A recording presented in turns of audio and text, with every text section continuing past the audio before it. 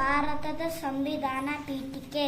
ಭಾರತದ ಪ್ರಜೆಗಳಾದ ನಾವು ಭಾರತವನ್ನು ಸಾರ್ವಭೌಮ, ಸಮಾಜವಾದಿ, ಜಾತ್ಯತೀತ, ಪ್ರಜಾಸತ್ತಾತ್ಮಕ ಗಣರಾಜ್ಯವನ್ನಾಗಿ ರೂಪಿಸುವುದಕ್ಕಾಗಿ ಭಾರತದ ಎಲ್ಲ ಪ್ರಜೆಗಳಿಗೆ ಸಾಮಾಜಿಕ, ಆರ್ಥಿಕ ಮತ್ತು ರಾಜಕೀಯ ನ್ಯಾಯವನ್ನು, ವಿಚಾರ, ಅಭಿವ್ಯಕ್ತಿ, ನಂಬಿಕೆ, ಧರ್ಮ ಮತ್ತು ಉಪಾಸನೆಯ ಸ್ವಾತಂತ್ರ್ಯವನ್ನು, ಸ್ಥಾನಮಾನ ಮತ್ತು ಅವಕಾಶಗಳ ಸಮಾನತೆಯನ್ನು ದೊರೆಯುವಂತೆ ಮಾಡುವುದಕ್ಕಾಗಿ, ವ್ಯಕ್ತಿ ಗೌರವ, ದೇಶದ ಏಕತೆ ಮತ್ತು ಸಮಗ್ರತೆಗಾಗಿ ಎಲ್ಲರಲ್ಲಿ ಭ್ರಾತೃತ್ವ ಭಾವನೆಯನ್ನು ಮೂಡಿಸುವುದಕ್ಕಾಗಿ ದೃಢ ಸಂಕಲ್ಪ ಮಾಡಿ ನಮ್ಮ ಸಂವಿಧಾನ ಸಭೆಯಲ್ಲಿ 1949 ಇಸವಿಯ ನವೆಂಬರ್ ತಿಂಗಳ 26ನೇ ದಿನದಂದು ಈ ಸಂವಿಧಾನವನ್ನು ನಮಗೆ ನಾವೇ ಅರ್ಪಿಸಿಕೊಂಡು ಅಂಗೀಕರಿಸಿ ಶಾಸನವಾಗಿ ವಿಧಿಸಿಕೊಂಡಿದ್ದೇವೆ. ಬೋಲೋ ಭಾರತ್ ಮಾತಾ ಕಿ